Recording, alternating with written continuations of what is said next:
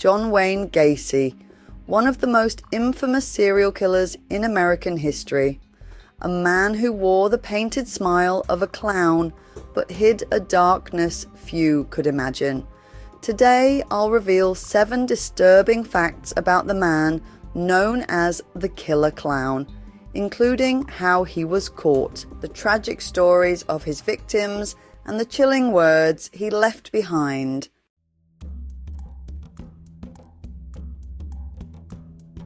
Gacy wasn't some shadowy figure. He was a well-respected businessman, an active member of his Chicago community. He ran a successful company, PDM Contractors, employing local teens and young men, many of whom became his victims. Gacy was also a precinct captain for the Democratic Party, known for hosting fundraisers and barbecues at his home. In 1978, he was even photographed shaking hands with First Lady Rosalynn Carter, wearing a Secret Service pin he received for the event. But what made Gacy infamous was his self-created persona, Pogo the Clown. He performed at children's hospitals, charity events, and parades. Yet, the sharp-edged clown makeup he designed mirrored the darkness hiding beneath the surface.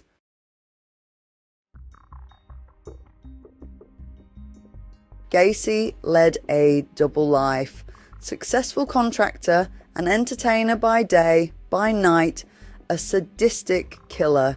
He used his business and charm to lure teenage boys and young men, often with promises of high-paying jobs at PDM Contractors.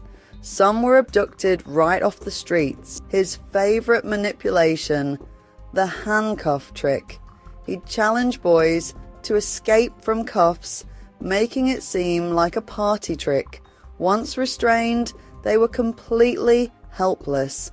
Gacy's signature murder method was the rope trick. He'd loop a rope around his victim's neck, insert a piece of wood and twist, slowly strangling them. Some victims were tortured for hours, others for days, and when he was done, he disposed of them like rubbish right under his own home.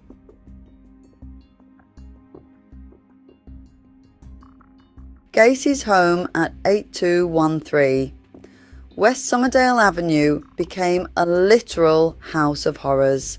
26 bodies were packed into his crawl space, placed in trenches and covered with quicklime. 3 more were buried elsewhere on the property. 4 were dumped in the Des Plaines River once the crawl space overflowed. For years, neighbours complained about the smell.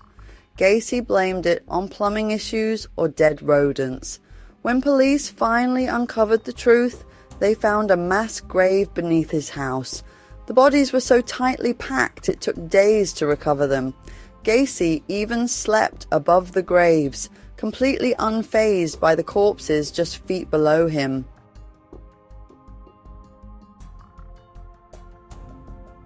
Contrary to popular belief, Gacy did not confess directly to police.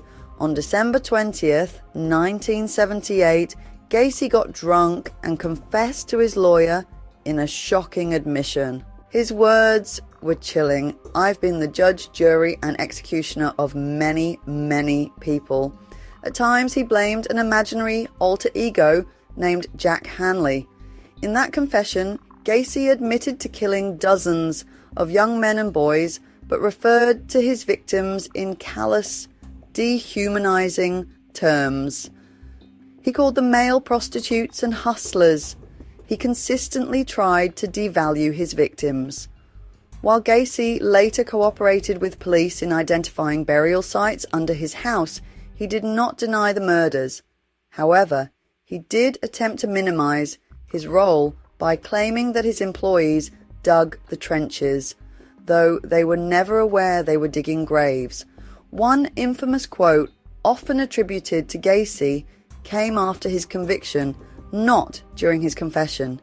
He is reported to have said, "I should never have been convicted of anything more serious than running a cemetery without a license." However, this was not part of his legal defense, but Gacy's own twisted attempt at dark humour, reflecting his complete lack of remorse. His defence attorneys argued insanity at trial, but the jury rejected it, ruling that Gacy knew exactly what he was doing.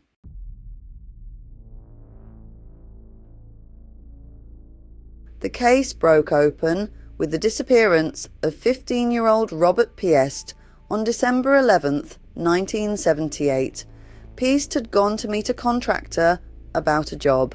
That man was John Wayne Gacy. When Robert didn't return home, his mother reported him missing immediately. Police quickly learned about Gacy's past conviction for sodomy and focused their investigation on him. They obtained a search warrant which uncovered disturbing items, a class ring from another missing boy, John A. Sick, who was a previous victim, handcuffs, ropes, and pornography matching survivor descriptions. A pharmacy receipt placing Gacy at the same location as Robert Piest. Gacy was placed under 24-hour police surveillance. As the pressure mounted, Gacy became erratic. On December 21st, Gacy invited his lawyers to his office, where he confessed while drunk. A second search led police into the crawlspace, where they discovered human remains, exposing the horrifying scale of Gacy's crimes.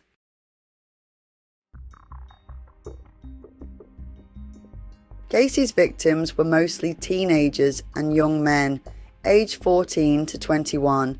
Some were runaways, others were lured with promises of work. They had no idea they were stepping into a trap they wouldn't escape. Gacy targeted boys who trusted him, sometimes even his own employees. His victims came from diverse backgrounds. Some were students, others were lost souls no one reported missing. Gacy frequently referred to them as liars, hustlers, and male prostitutes, a final act of cruelty that stripped them of dignity, even in death. To this day, 33 confirmed victims, 29 bodies recovered from his home and nearby areas. As of today, 5 victims remain unidentified, despite advances in DNA testing and forensic reconstructions. For many families, the discovery brought decades of heartbreak, a cruel end to the desperate search for their missing sons.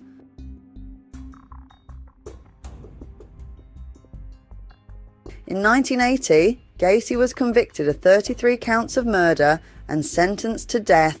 He spent 14 years on death row, filing appeals, painting disturbing self-portraits as Pogo the Clown, and giving interviews where he blamed his victims. On May 10th, 1994, Gacy was executed by lethal injection at Stateville Correctional Center. The execution was botched. A clogged IV prolonged it to 18 minutes instead of the expected 5. Witnesses described Gacy convulsing and gasping, his face turning red and purple. It's often reported that Gacy's final words were, "Kiss my ass." However, in 2020, prosecutor William Kunkel clarified that Gacy did say those words, but privately to a prison official, not as an official last statement to witnesses. The truth is, Gacy gave no official last statement. His private remark was simply one final act of defiance and contempt.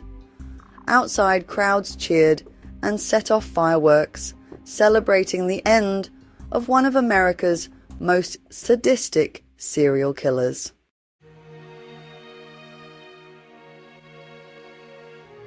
John Wayne Gacy lived as a trusted neighbor, a businessman, and a clown, all while committing atrocities beneath his own home.